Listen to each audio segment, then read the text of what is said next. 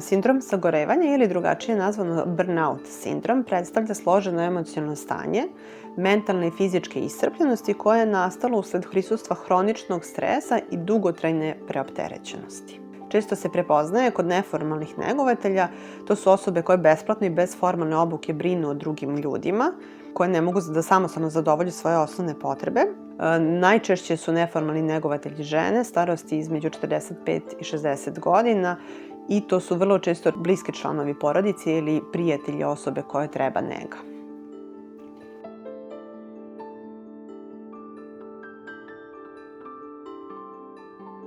U osnovi sagorevanja leži konflikt između ličnih potreba negovatelja i stalnih zahteva koje pružanje nege stvara, odnosno donosi ispred njega.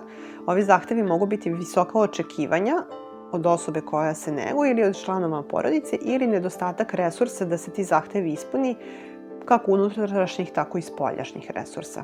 Veći rizik svakako imaju oni negovatelji koji brinu godinama o članovima porodice sa teškim bolestima. Istraživanje pokazuju da recimo 20 sati provedenih u nezi nedeljno je veliki faktor rizika za razvoj burnout sindroma. Takođe, ovi negovatelji često nemaju adekvatnu podršku i pomoć, zanemaruju svoje potrebe i granice što ih dovodi do preopterećenosti. Važno je naglasiti da se sagorevanje nije vezano samo za opterećenost negom u smislu obavljanja zadataka, nego i odnos koji negovatelj ima prema svojoj ulozi negovatelja, bilo da je ona prihvaćena iz idealističkih težnji ili iz osećaja moralne dužnosti, kao i prema osobi koju neguje, pa tako istorija konflikata, nerazumevanje, nedostatak bliskosti sa osobom kojoj se pruža nega može značajno doprineti riziku, povećati rizik od razvoja sindroma sagorevanja.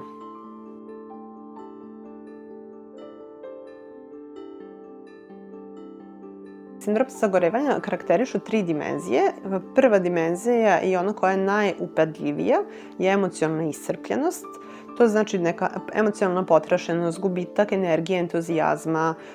Ljudi često govore da nemaju više snage, svega im je previše, nemaju sposobnost da nastave pružanje nege. Javlja se hronično neraspoloženje, apatija, smanjenje volje za obavljanjem svakodnevnih zadataka i dugotrajna iscrpljenost emocionalno može voditi ka smanjenju psihološke otpornosti, povećanom riziku od razvoja anksioznih i depresivnih simptoma i težem donošenju odluka. Drugi element burnout sindroma je depersonalizacija, odnosno emocionalno distanciranje, odnosno udaljavanje od osobe kojoj se pruža nega.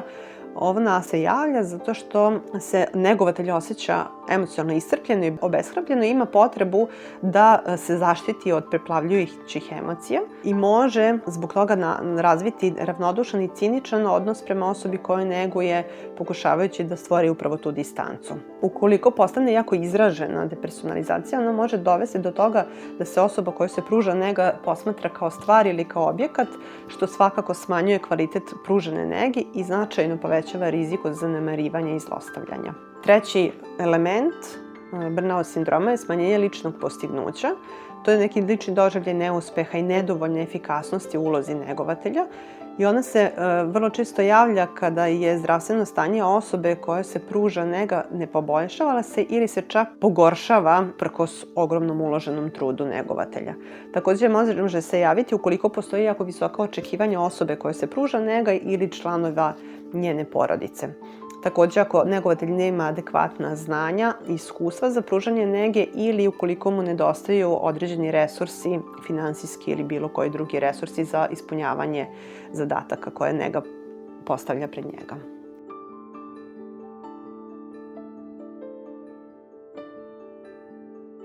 Simptomi sagorevanja mogu se pojaviti na psihoemocionalnom planu, na fizičkom planu i na behavioralnom planu.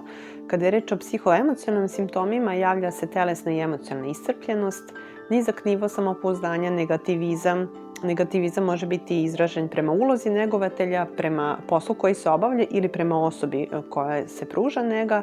Zatim pesimizam, osjećaj bespomoćnosti, uznemirenost, razdražljivost, pa tako mogu biti prisutne i česta ljutnja, netrpeljivost, ali i tuga, apatija, poteškoće sa koncentracijom i naravno mogu se, usled dugotrajne izloženosti sindromu sagorevanja, mogu se javiti teži oblici anksioznosti i depresije. Od fizičkih simptoma tu su nesanica, promjena u apetitu, glavobolja, bolovi u telu, najčešće su to bolovi u leđima ili vratu, problemi sa probavom, oslabljen imunni sistem koji kao posljedicu ima učestalo razboljevanje.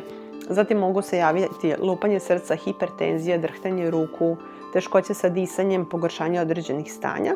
Sad važno je pomenuti da fizički simptomi koji se javljaju mogu biti posljedica nekih promjena u hroničnim stanjima, ali i psihosomatski simptomi bez organskog uzroka, kao reakcija na stres. Negovatelji mogu na behavioralnom planu imati nekako problem sa zavisnošću u smislu da uzimaju prekomerno kofein, duvanske proizvode, alkohol ili pak lekove za smirenje. Vrlo često izostaju sa posla i imaju potrebu da se izoluju od društva.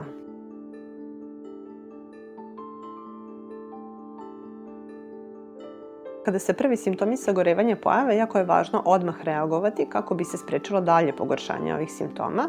Važno je omogućiti pre svega negovatelju vreme za odmor i predah, pa mu u tome može pomoći porodica, prijatelj ili neka stručna lica koja bi delimično ili privremeno potpuno preuzeli brigu o osobi kojoj se pruža nega. Također važno je da negovatelj prepozna svoje unutrašnje strategije za smanjenje stresa, da primeti šta je to što mu pomaže da se nosi sa stresom, da li je to fizička aktivnost, bavljenje hobijima ili razgovori sa prijateljima, bilo šta što njemu pomaže da ublaži stres. Aktivnosti koje značajno mogu smanjiti rizik od sagorevanja su socijalna uključenost negovatelja, znači uključenost u neka društvena dešavanja, kontakti sa bliskim ljudima van ove uloge negovatelja. Također, istraživanja su pokazala da grupe podrške koje uključuju druge negovatelje mogu biti značajan izvor podrške i da se na taj način i širi socijalna mreža koja može biti vrlo osiromašena zbog uloge negovatelja. Također, poštovanje ličnih granica, konstruktivna komunikacija i briga o sopstvenim potrebama su vrlo važne. Sve ovo smanjuje intenzitet sagorevanja i pomaže održavanju kvaliteta nege koju negovatelj pruža.